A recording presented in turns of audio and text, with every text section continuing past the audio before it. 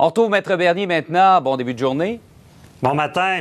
On va revenir, c'est incontournable ce matin, sur le rapport du coroner sur la mort d'Éloïse Dupuis qui a été rendu hier. Il ne faut pas oublier qu'il y a également Myrlande Cadet qui fait partie de ce rapport-là, de cette question-là, c'est-à-dire du refus de transfusion par des témoins de Jéhovah. Maître Bernier, corrigez-moi si je me trompe. Ce que ça nous montre, c'est que les convictions religieuses font foi de tout dans ce dossier-là, c'est-à-dire par conviction religieuse, on peut refuser un traitement, même si c'est un traitement qui peut nous sauver la vie et il n'y a personne qui peut rien y faire?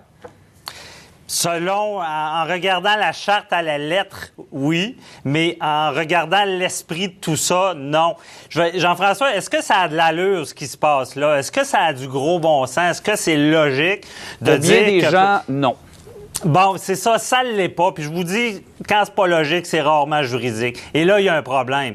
Et le coroner n'est pas là pour faire le débat sur la religion et ce qui se passe à l'hôpital.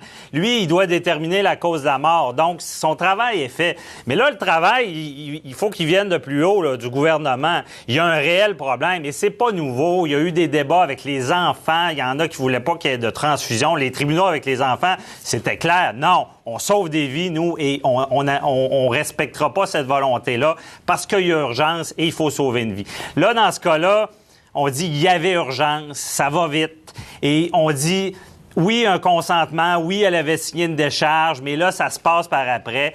Cette personne-là, il faut s'en rappeler, est au moment des faits dans un état de vulnérabilité. Elle a beau avoir, oui, sa tête, mais elle va se fier aux gens qui l'entourent, aux proches. Et là, le problème de ce dossier-là, on a des témoins de Jéhovah qui l'accompagnent. On valide pas son consentement seul.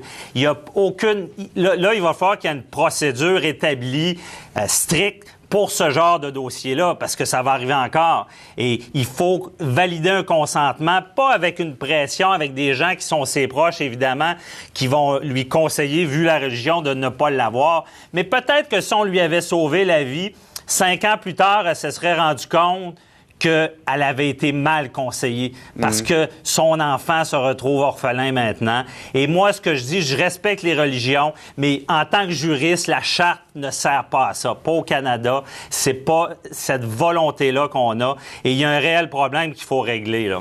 Absolument. Et en tout cas, on va recevoir un avocat tout à l'heure qui est en train de rédiger quelque chose sur cette histoire-là, l'histoire d'Éloïse Dupuis. Ouais. Mais il faut partir de ce cas-là pour une grande réflexion parce qu'il y en aura d'autres. Effectivement. Comme ça. C'est plus haut que le coroner, là. Il faut que les politiciens interviennent dans ce dossier-là, là.